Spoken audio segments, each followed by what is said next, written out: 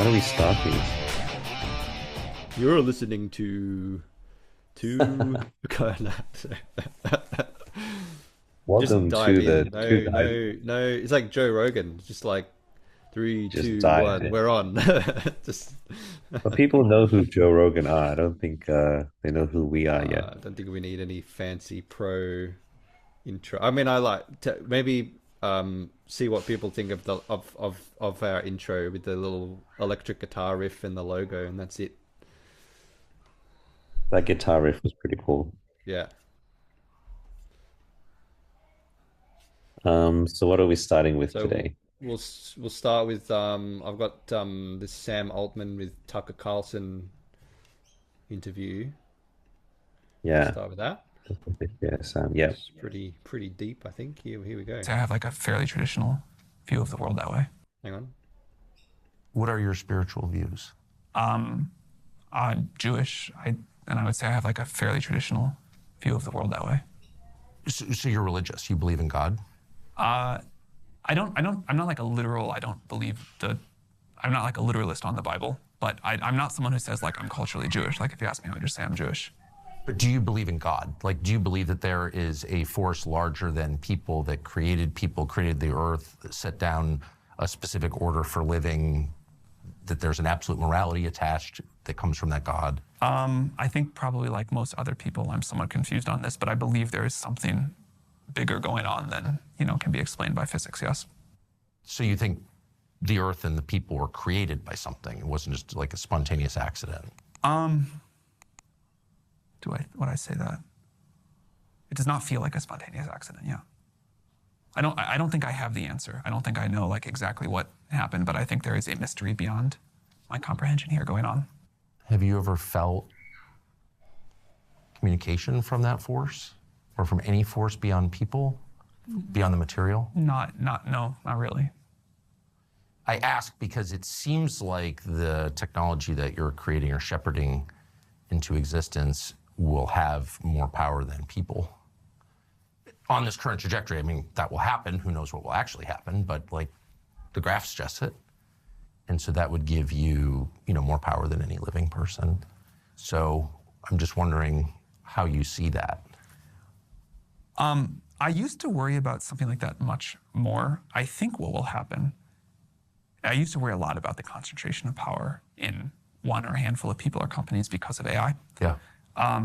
What it looks like to me now, and again, this may evolve again over time, is that it'll be a huge up-leveling of people where everybody will be a lot more powerful, or everybody that embraces the technology will be a lot more powerful. But that's actually okay. That scares me much less than a small number of people getting a ton more power. If the kind of like ability of each of us just goes up a lot because we're using this technology and we're able to be more productive and more creative or discover new science, and it's a pretty broadly distributed thing, like billions of people are using it, that I can wrap my head around, and that feels okay. So you Well, don't we think ended this there. will Stop result there. in a radical? Yeah. You want to go first? Maybe I'll do an intro. This is Sam Altman, the CEO of OpenAI, originally owned by Elon Musk, and he's the current CEO, and we know him through ChatGPT. What do you have to say about that clip, Mr. Daniel? Well, interesting. Couple of interesting things. The first one is when you give so much power to people, we know that absolute power corrupts absolutely, right? Yep. So it's something that I think, and I know that Elon Musk and others have written. They wrote like a letter or something, basically saying that this is very powerful technology. We need to be careful with it. And then his second point was about like everyone becoming more powerful from AI. And I don't know if I agree with that, because there have been studies also that suggest that people who use AI a lot are actually killing their brain power and not and not improving or leveling up, as Sam Altman was suggesting. I think AI can speed up certain and maybe automate certain things, but it doesn't necessarily mean that we're becoming better from it. what if AI was just switched off? Then like if we're reliant on it, then what happens then? So those are my like initial thoughts. I don't know if you want to go off from there. Yeah, I think jumping off that thought about us improving as maybe a humanity or as a people, it's different to what you think. Evolution suggests that we are always improving and getting better, but the truth is we're probably more in the trajectory of devolution as humans.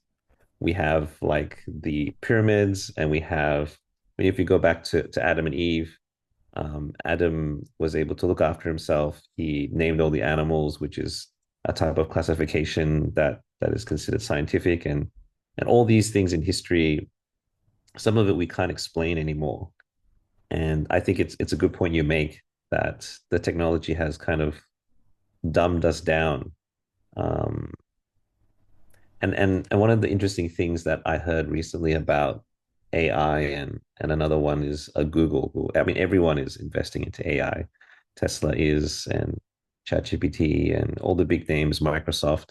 So Google's also investing in AI. And the interesting thing is the AIs is actually detrimental to their business strategy. For Google, they make money when they can show you ads while you're searching for things in Google. And technically, if you search for something in the Google search and you don't get exactly what you want at the very top, you start scrolling.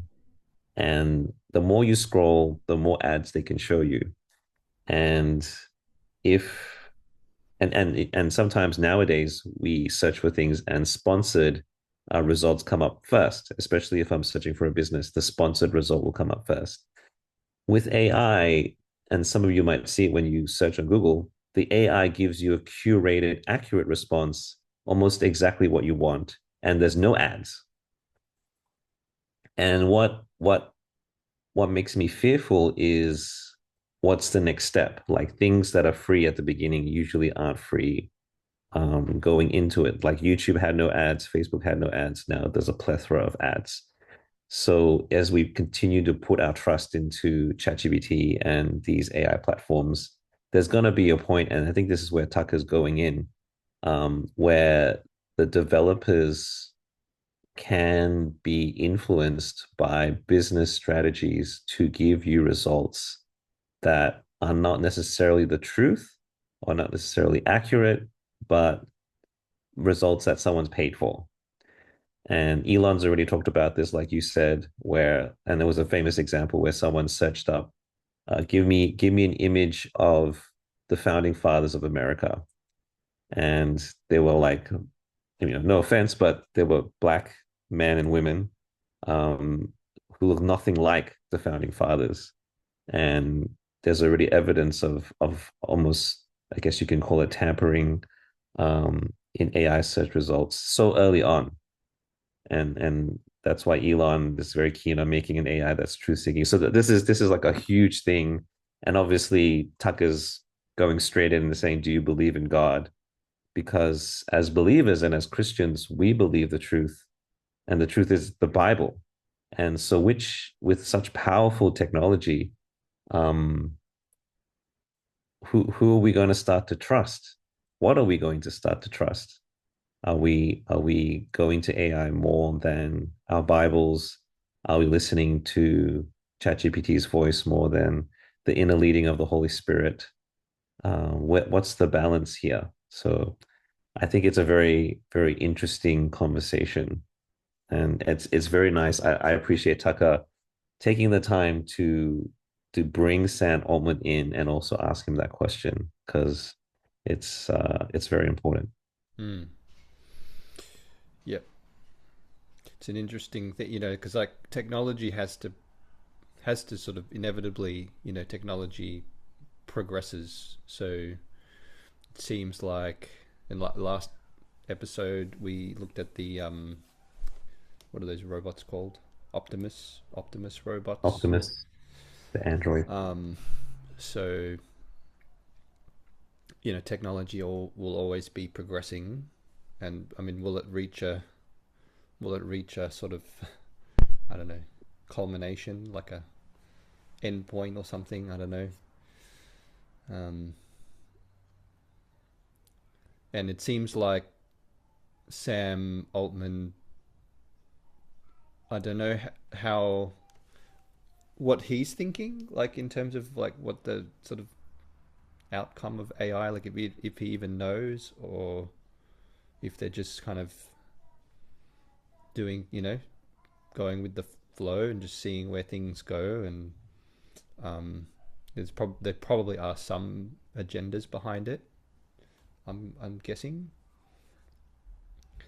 but it's just Yeah. yeah, interesting to see and to think about what, like, where is it, or where is that aspect of technology sort of going? Like you said, you know, you can manipulate, and that not just search results, but videos too. Now we see all these videos where you can just, and who knows what the potential of that could be. You could do whatever you want, you know, make any content you want with any person's face and voice, and it's like, um, I wonder if part of humanity will start to avoid technology, you know, because like it's just Mm. so it's so distorted from reality that you don't even want to be.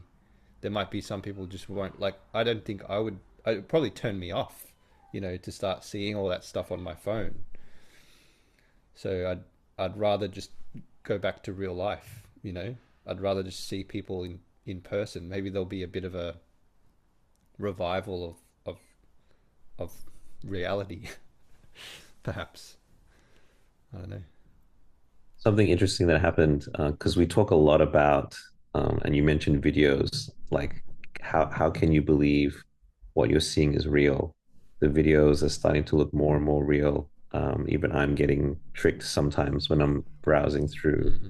social media. And so one aspect is, will we believe the wrong thing, right? Another thing that I saw recently was, I guess I'll just mention it. Okay, I'll try and hide identity. Someone was calling someone, like a famous person was calling someone, and even though they were the real person, the person who was receiving the call said, "I don't believe who you are. You Mm. are an AI." So not only are we mistakenly believing the wrong thing potentially, but then even when the truth is presented to you, you don't believe it because it's too good to be true, or it could be an AI. And so we're getting double whammy. It's a double-edged sword where we might be deceived to believe the wrong thing, and then we might be deceived to not believe the right thing as well. Um, just it's it's concerning. Mm. Insane. I mean, if we go really dystopian with it, if you think of movies like Terminator, where they have machines that look like people and act like people. I mean, could it get to that stage where even in reality, there's a person who is actually an AI robot, but looks very much like the real person and sounds like them and everything, and then and you know what I mean? It's almost like in the Matrix too, um, where what's his name, the main the bad guy, what's his name, Agent Smith. Smith, yeah.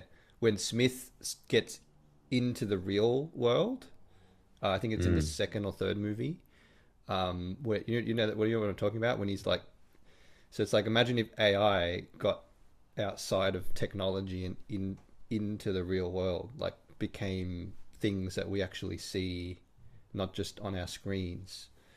And the like the Optimus robot's probably like just the beginning of, like, if you just like take like a thought experiment and you sort of, you know what I mean? And again, just yeah, like in movies, like sometimes movies are prophetic, and you know, sort prophetic. of like foreshadowing things that could be real, or they implant thoughts into the leader, you know, the leaders of the field kind of think of those movies and like, oh yeah, we could do that. So that could be a crazy like world, if that happened. It reminds me of the reference in Revelation, the book of Revelation, where it talks about the beast. I think it's the beast or the Antichrist who has a wound on its head that miraculously heals. And we know the devil or Satan always loves to counterfeit true things that are from God. And we know Jesus can heal, like actually heal. But going off what you're saying, if AI technology comes into the quote unquote physical real world, um, is that an example of the Antichrist being, because they described Antichrist as the image, right? The image of the beast. What is the image of the beast? Mm, Well, now we know AI can produce images that look real, but they're not real. If they come into the quote unquote real physical realm, can they start repairing themselves as if they're real as well? Kind of a false healing.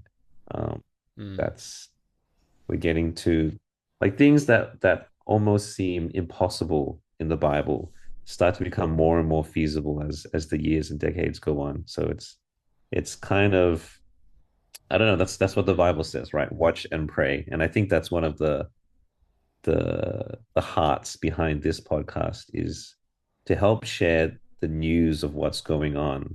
And some of it, I know we've talked about AI twice on each episode, and it's about knowing what's happening in the world around you so that you can pray, you can watch when you go into your closet, and you start praying about your family and your loved ones.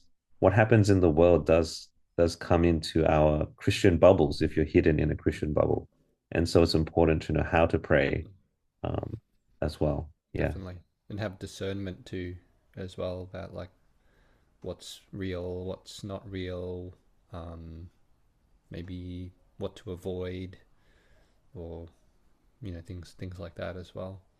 Just having discernment, I think, will be so very important. Hmm. Should we Next one. do one more, two more? What have we got time for? We have an express podcast today Express because podcast. Let's talk about. we're both. Do you want to talk about homeschooling?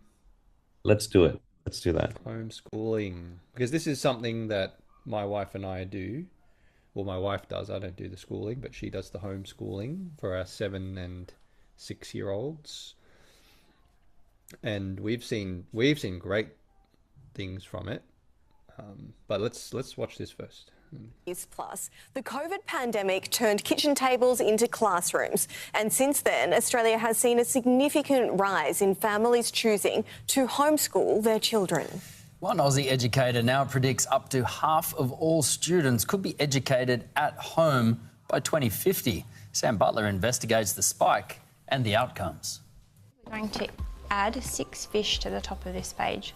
In the Hadfield household, school days look a little different. What sound does a donkey That's what make? school days look like here. Yeah, on the table.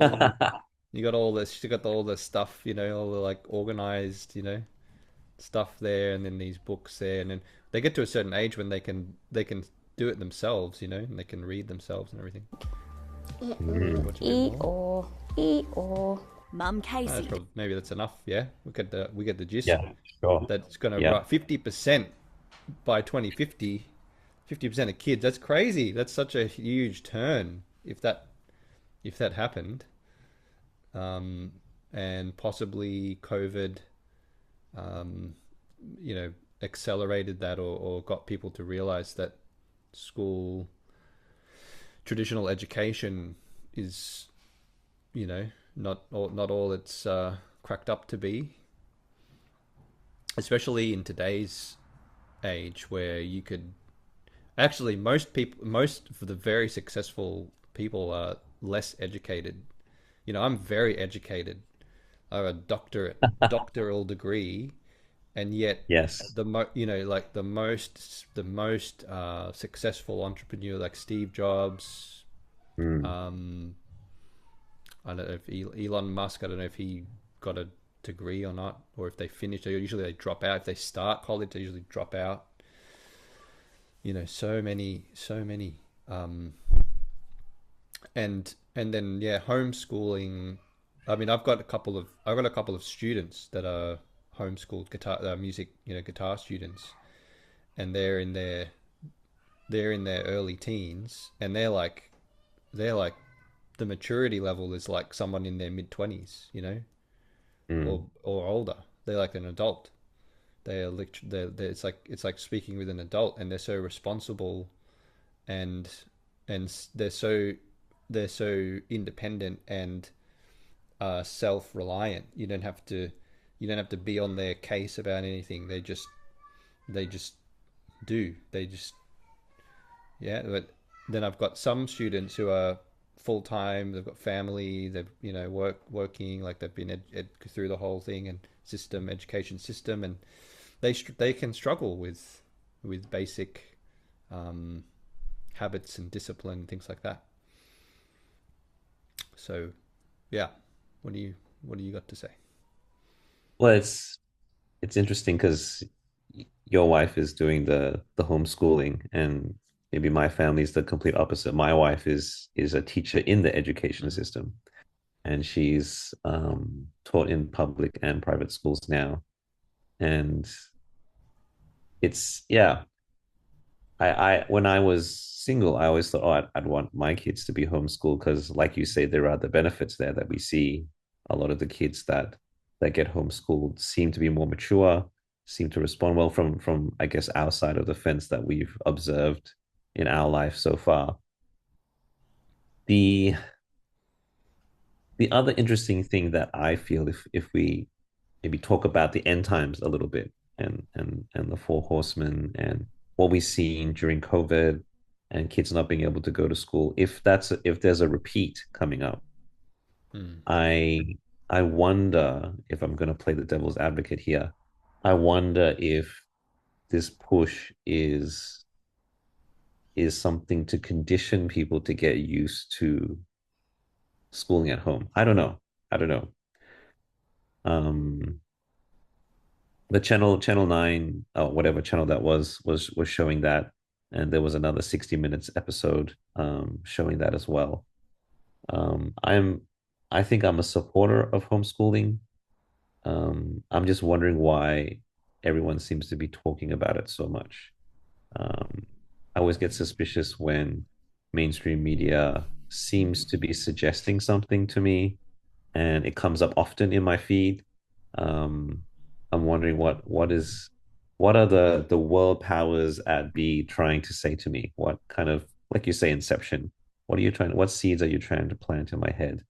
Um, are we trying to say that, oh, if kids miss out on traditional schooling because there's another pandemic, it's not so bad because we have homeschooling, and so we accept the pandemic as not something that's so bad, and staying at home and isolating and being locked down maybe isn't so bad. I don't know. I don't know. Yeah, I could could be be a completely wrong. And homeschooling is the way to go. Um, my wife, because we have a child going to school in our house now, and um, sometimes you can feel, or maybe one of the disadvantages people say about homeschooling is about traditional schooling, sorry, is that, oh, you have to follow the pace of the entire class. It's hard to accelerate as a child because if Johnny is struggling, and if Mary's struggling, but you get all the schoolwork, then you just have to wait for them to catch up. um, but her counter argument is, if that child is proactive in asking the teacher for more work, if dad and mama are proactive in asking their child, how was your schoolwork? Are you keeping up? Are you struggling? Do you need more work? And they have that communication between the teachers, then traditional schooling could be as good as homeschooling, or not as bad. Um, but I think that's a debate that could go on forever, and depends on what school and what teacher you're at as well, what teachers you have. Yeah, definitely. Yeah, yeah. There's probably a certain also dependent on the individual as well. I think some individuals will just, whether they're homeschooled or not, they'll just be successful, or they'll thrive, or they just have the, predisposition. But I think for Christians, we probably want to be quite discerning. I mean, there are probably, I think there's statistics that show, once kids go to college, a lot of them can lose their faith during that time, and that could be partly if they have been going to especially a non-Christian school, and then they go to a non-Christian university or college, that you could slowly, get I don't want to say indoctrinated, but you can slowly become used to that those worldviews, I guess. And I mean, if your kids are away from you, what is it, 8 hours a day? Yeah. And then you come home from, as a dad, when you come home from work, you might get 1 or 2 hours with your kids. Yeah. It's like the proportion is so small. So I think we'd need to be, I think, because your wife works at a Christian school, so I think Yeah. that might be a more specific example of, it's a Christian school, so it might be a slightly different story there.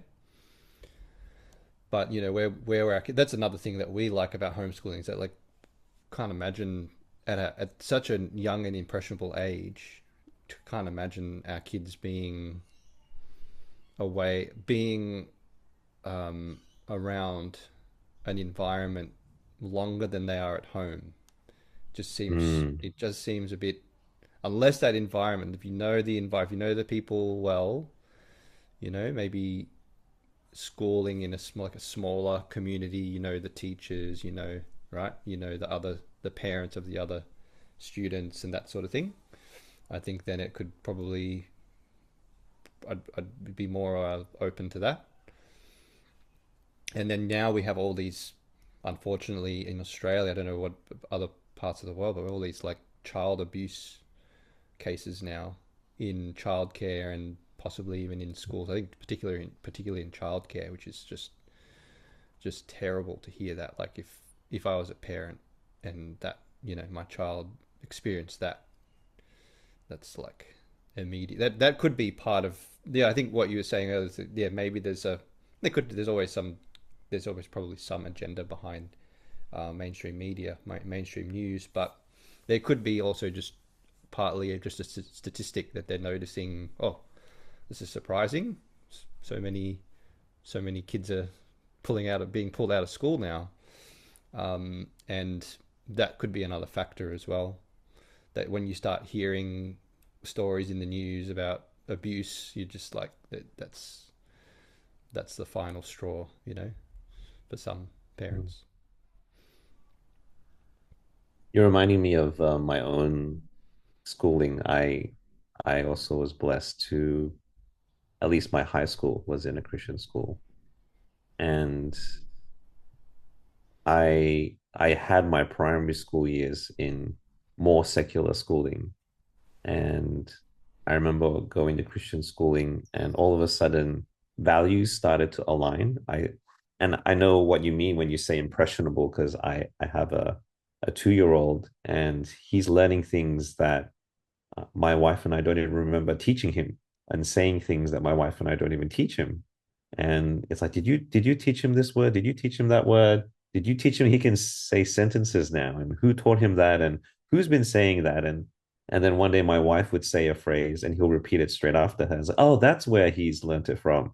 We actually say these things and we forget that we say them, and he's learned them. And like when you say impressionable, it's even all the subtle things. And so when I was in Christian schooling, even in high school, so I'm not 2 years old anymore, I'm like 16, 17, 18, the habit my teachers had to pray, and to say, not all my teachers were perfect. I'll say that. And there were some like teachers that were kicked out as well. So I also have that side where maybe there was a mistake made on hiring someone.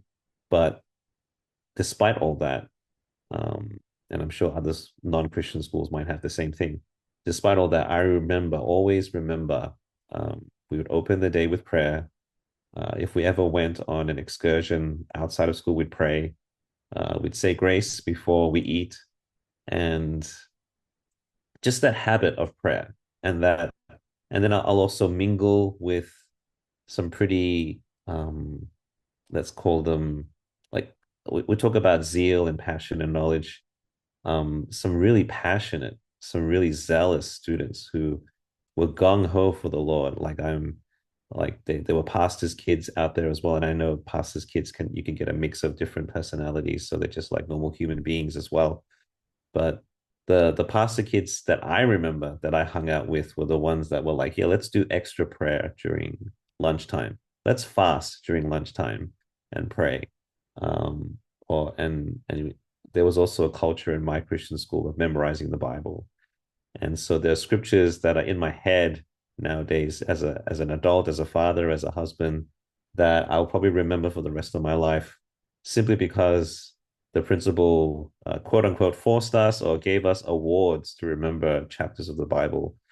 And like those things that I mentioned, they don't help with my college entrance exams. They don't help with, getting into the job necessarily. I mean, maybe you can argue that they do spiritually, but they are the things that I do really appreciate growing up in a Christian school, and and then having that, like you say, 8 hours a day, and then coming home and having a mother who prays and who believes the Lord, and then on the weekends going to a church. Like it was just, I was surrounded basically, and I appreciated it as well, because I went to a Christian school that taught the science behind creation, that taught, and gave me all the, it was great because not only did the school kind of prepare me for college, we go to a church that also prepared us for the real world, creation science, especially being an engineer.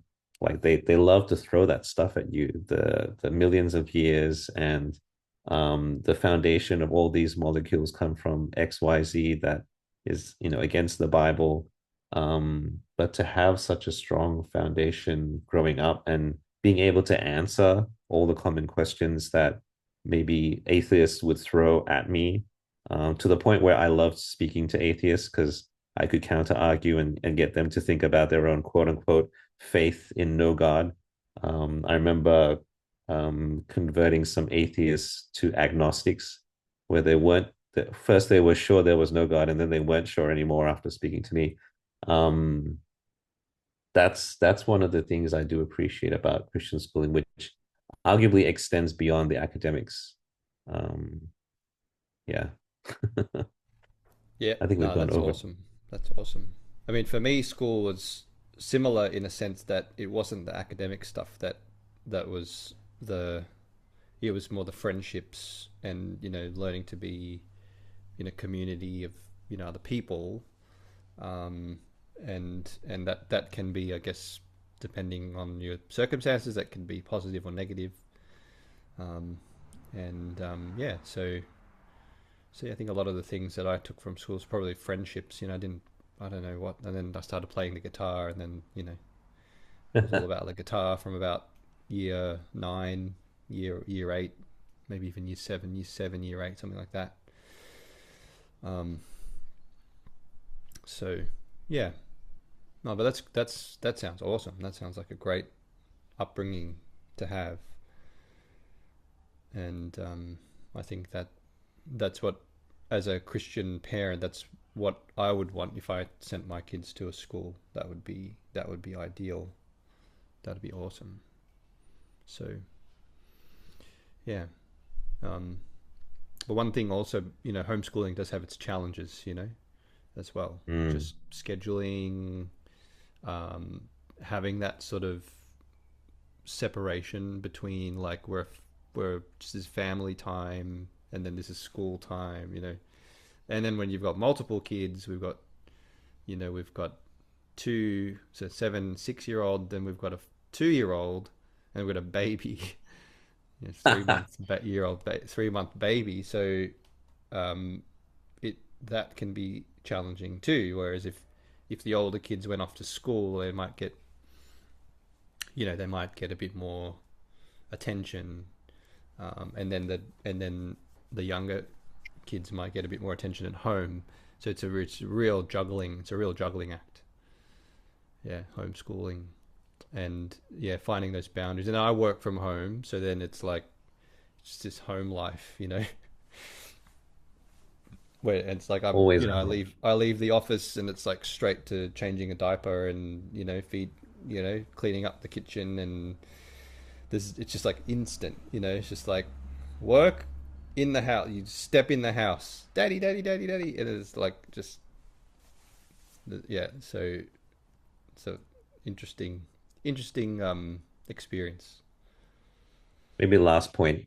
There was a study done on travel time, like Mm, the time when parents leave work and head home, whether it be an hour on the train or half an hour in the car. They consider that a healthy decompression time, where your mind gets a moment to just reset.